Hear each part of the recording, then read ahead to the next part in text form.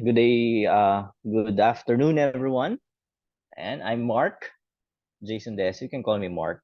And in this session, I was tasked to share my experiences on the online and face-to-face modalities. Some of my practices to create an alternative classroom learning experience. And my learnings from the blended learning modality that we have now.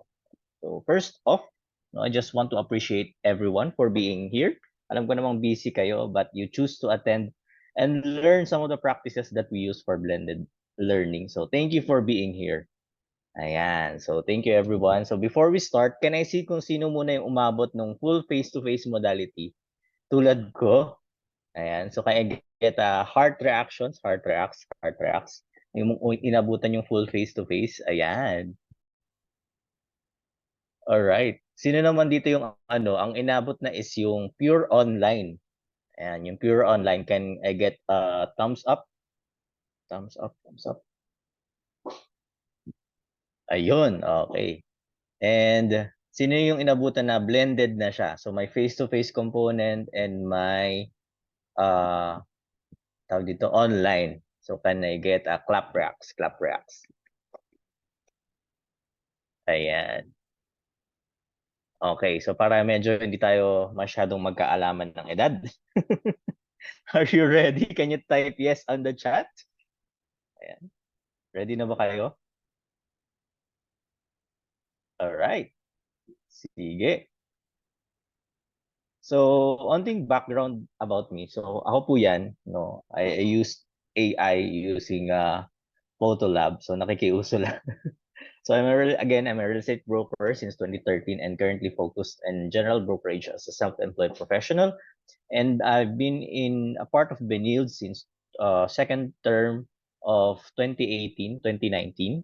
All right. So high five tayo dyan sa mga naabutan yung full face-to-face. Ayan. All right. And I was able to teach these 5 subjects yun nga, yung sinabi kanina. Pero medyo currently I have 3 different subjects na tuturo. Medyo nakakapagod lang kasi hiwa-hiwala yung paggawa ng activities and exercises. Pero very fulfilling naman at the end of the term kasi kapag nagbigay ng feedback yung students, alam ko na they learned something from me. So I may not be the best student nung nung time ko sa college kaya hindi ko ine-expect to be here in the academy. But I have the passion to train people and share my knowledge, skills, and experience to help them in their careers. So yun, that's why noong 2018 I volunteered as a facilitator for the urban plan program of ULI where I met Sir Kent, Sir Kent Erwingo, na nung nag-facilitate kami ng urban plan in Benilde.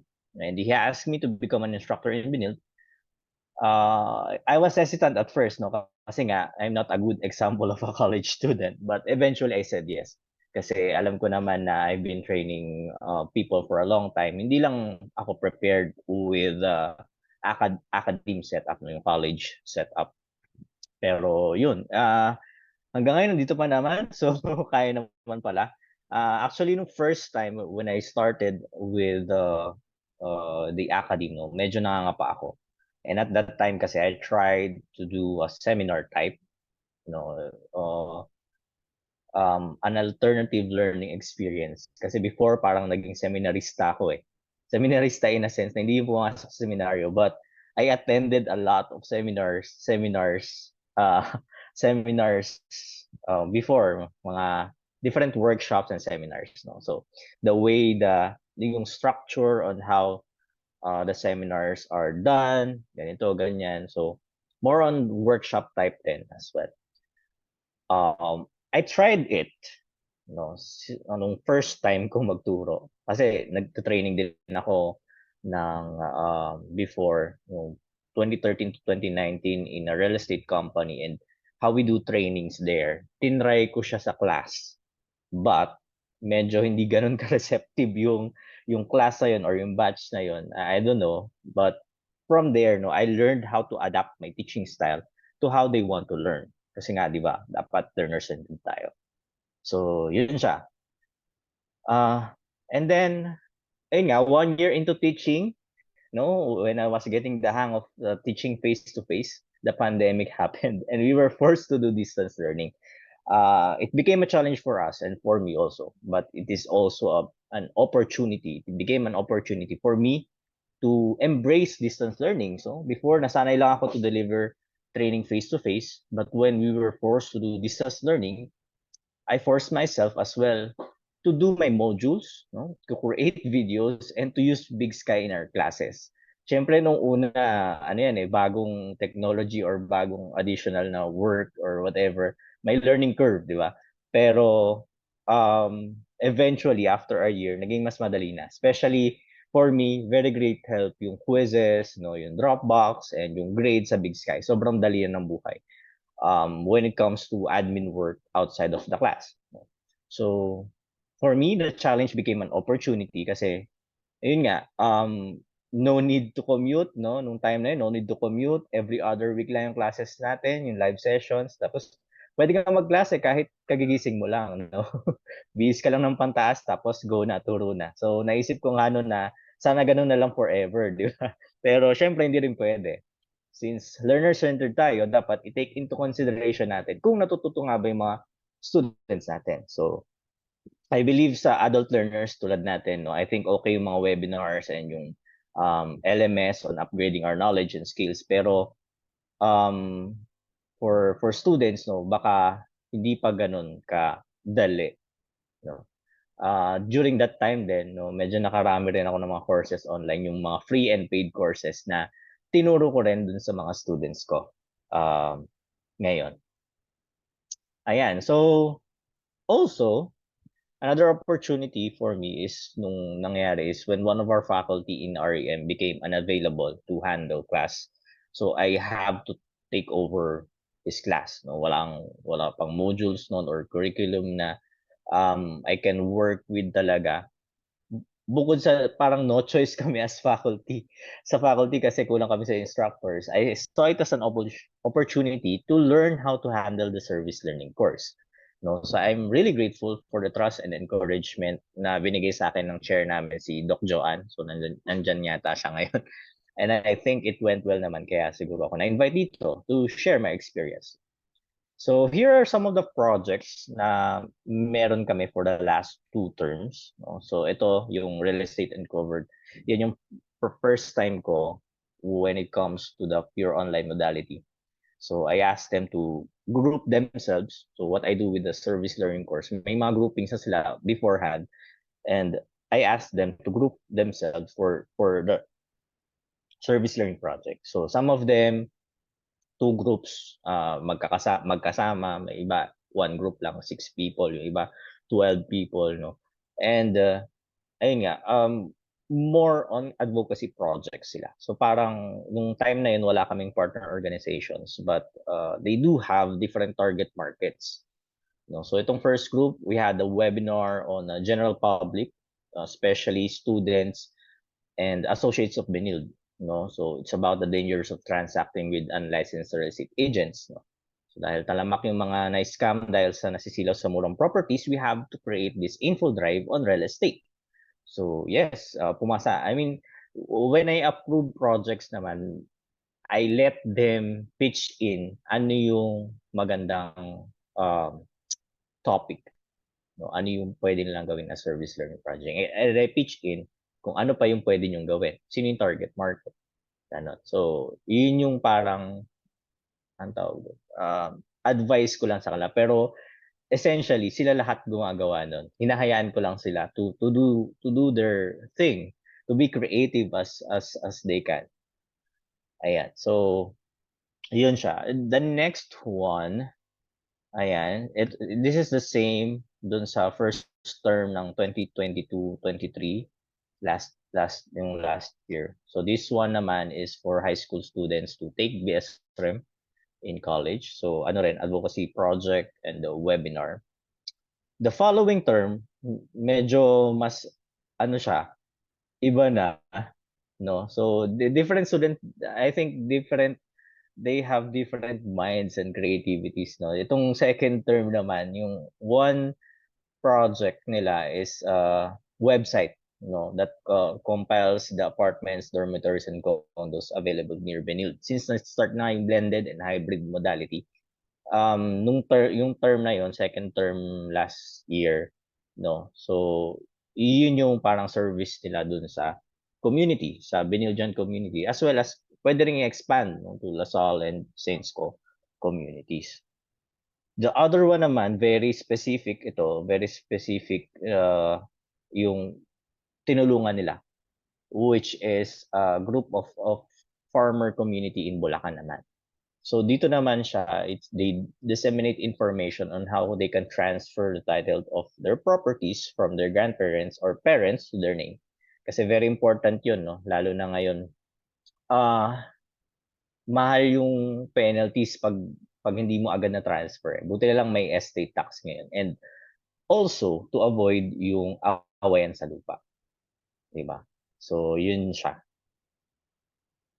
And yung last, no, yung from the past group, so ito naman is yung sustainable housing when building homes and businesses. So target market naman nila were investors, homeowners, and businesses. So iba-iba talaga sila, as in, sabi ko nga sa kanila, nakakatuwa yung mga projects nila kasi hindi ko ina-expect na magkakaroon ng ganong klaseng projects sila within one term lang, tapos pure online pa. Nakaka-amaze din yung pinakita ng mga students na may skill pala sa hosting. Nakakatuwa kasi when we are in class, no, hindi makabasag pinggan, di ba? Tahimik masyado, ganyan. Pero nung magaling pala siya mag-host, ganyan.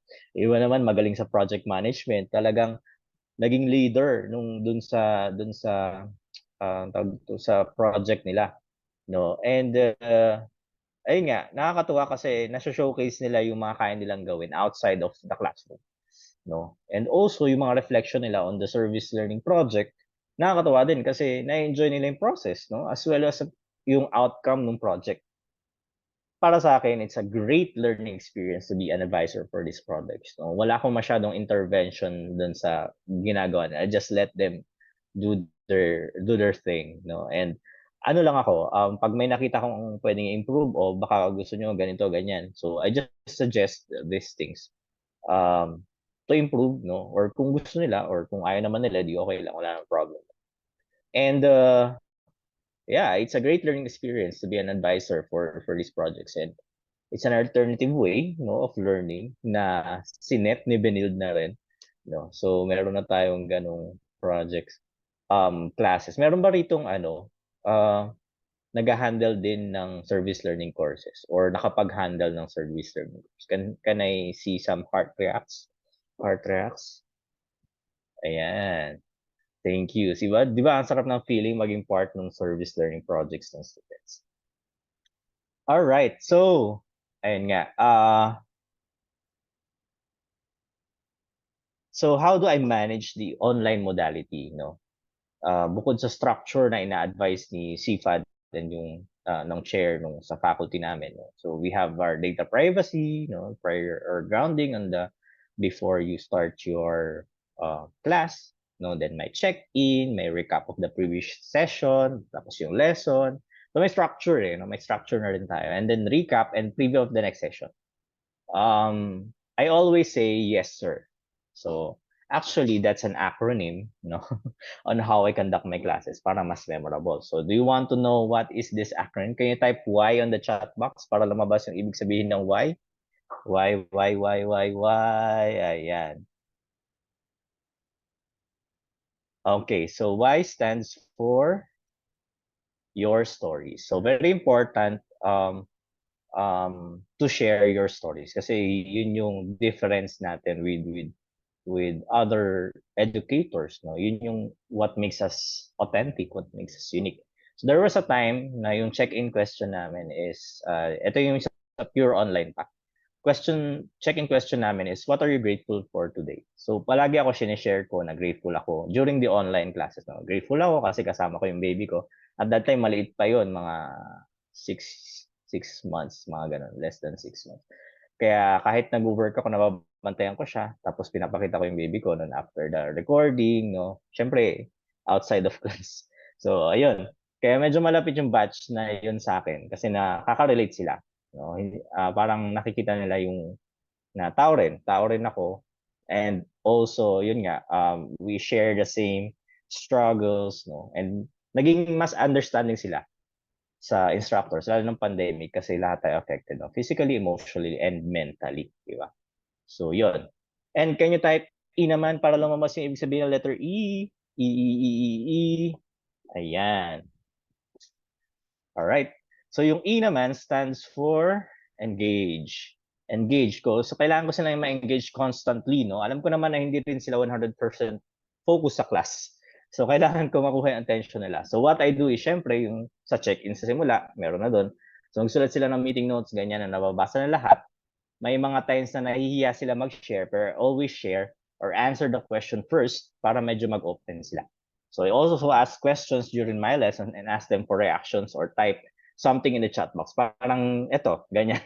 So ganun siya. And so parang kanina, di ba, when I ask you questions, so may reactions or pinapatype ko kayo sa chat box. So sometimes I also had humor, pop culture references, or current events during class. And last but not the least, can you type S para lumabas yung sabihin ng S, S, S, S, S, S, S. Ayan, S, S, S. May deduction. Okay, S stands for synthesize, no? So every time na may question ako, and sumagot sila, no, I synthesize their learning with the learning na gusto ko ituro sa kanila and syempre acknowledge them after kapag nag-recite. So usually kasi mga 20% lang ng class yung active talaga during the online yung lessons, no? And so I make them feel na na-appreciate ko sila and para ma-encourage din yung others to speak up whether through mic or through chat. So ayun nga, be a yes, ma'am or sir. Ayan. Doon naman sa have you heard of alternative classroom learning experience or ACLE? Meron ba dito mga fellow ISCO or ISCA? Can I see thumbs up, thumbs up? Ayan. Ayan, okay. So, parang ano yon, meron kasi kami noon before na ACLE sa school, parang 2 days ata yun or hindi ko sure. Basta we attend different lectures, seminars, and workshops that are handled by student organizations. No? So, dun ko siya medyo pinattern. So, when I conduct face-to-face classes, I don't do the usual lecture type class kasi kahit ako, nabuburiyo ako sa mga lectures namin before. Lalo na pag technical, tapos large class, talagang aantukin ka. Ako, inaantok ako. Lalo na kung walang puro lecture at walang activities, no? So what I do more of is an activity type or seminar type of learning. So I add different modules na I know will be important for their career in real estate, tulad ng public speaking, communication, no? I also invite guests to talk during face-to-face class and have them share about their career in real estate na connected dun sa topic namin. So, ganun.